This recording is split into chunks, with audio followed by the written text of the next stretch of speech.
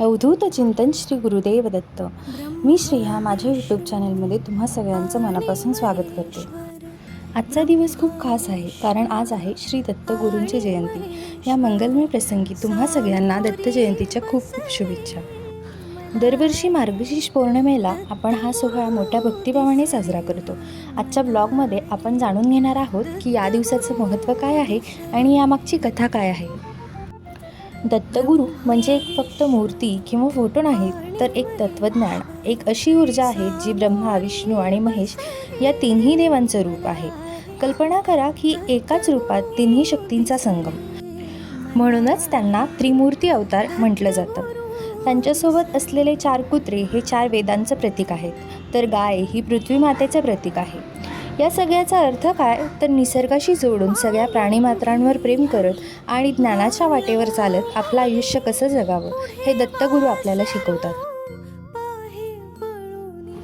मित्रांनो, दत्त जयंती का साजरी केली जाते यामागे खूप सुंदर आणि ज्ञानाने भरलेली कथा आहे. पूर्वीच्या काळी अत्रि ऋषी आणि त्यांच्या पत्नी माता अनुसूया राहत होत्या. माता अनुसूया त्यांच्या पतिव्रत धर्मासाठी आणि साध्वी स्वभावासाठी खूप प्रसिद्ध होत्या. त्यांची कीर्ती तिन्ही लोकात पसरली होती.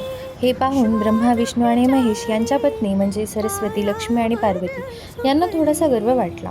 त्यांनी आपल्या पतींना म्हणजे त्रिमूर्तींना अनुसूयाच्या सतीत्वाचा कसून पाहण्यासाठी पृथ्वीवर पाठवले. मग काय, तिन्ही देव साधूच्या वेशात अत्रि ऋषींकडे आश्रमात आले. त्यावेळी अत्रि ऋषी आश्रमात नव्हते, पण माता अनुसूयाकडे भिक्षा मागितली. पण एक विचित्र अट घातली, तुम्ही आम्हाला विवस्त्र होऊन भिक्षा वाढावी. अनुसूया मातेला धक्का बसला, पण साधूचा अपमान करणं योग्यही नव्हतं. तेव्हा त्यांनी डोळे मिटून आपल्या पतीचं अत्रि ऋषींचं स्मरण केलं आणि संकल्प केला, जर माझा सतीधर्म खोटा नसेल तर तिन्ही ऋषी 6 महिन्यांच्या लहान बाळांमध्ये बदलून जावं. म्हणून हा दिवस दत्त जयंती म्हणून साजरा केला जातो. दत्तगुरू हे फक्त देव नाहीत, तर ते विश्वगुरू आहेत. त्यांनी आपल्याला शिकवलं की ज्ञान मिळवण्यासाठी मोठमोठ्या गुरूंकडे जायची गरज नाही, तर आपल्या आजूबाजूला असणाऱ्या निसर्गाकडूनही आपण खूप काही शिकू शकतो.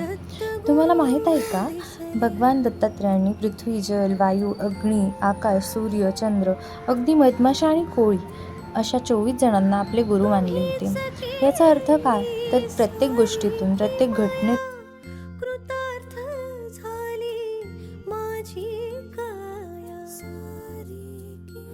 चांगला गुण शोधून शिकत राहावे, हेच खरे ज्ञान आहे. हाच मानवी स्पर्श आपल्या आयुष्यात आणला पाहिजे. तर मित्रांनो, आजच्या या पवित्र दिवशी दत्त महाराजाकडून आपल्या सगळ्यांच्या आयुष्यात सुख, शांती आणि ज्ञान येऊ देत, हीच प्रार्थना. तुम्हाला हा ब्लॉग कसा वाटला हे नक्की कमेंटमध्ये सांगा.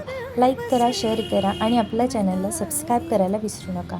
पुन्हा भेटू पुढच्या ब्लॉगमध्ये. तोपर्यंत अवधूत चिंतन श्री गुरुदेव दत्त.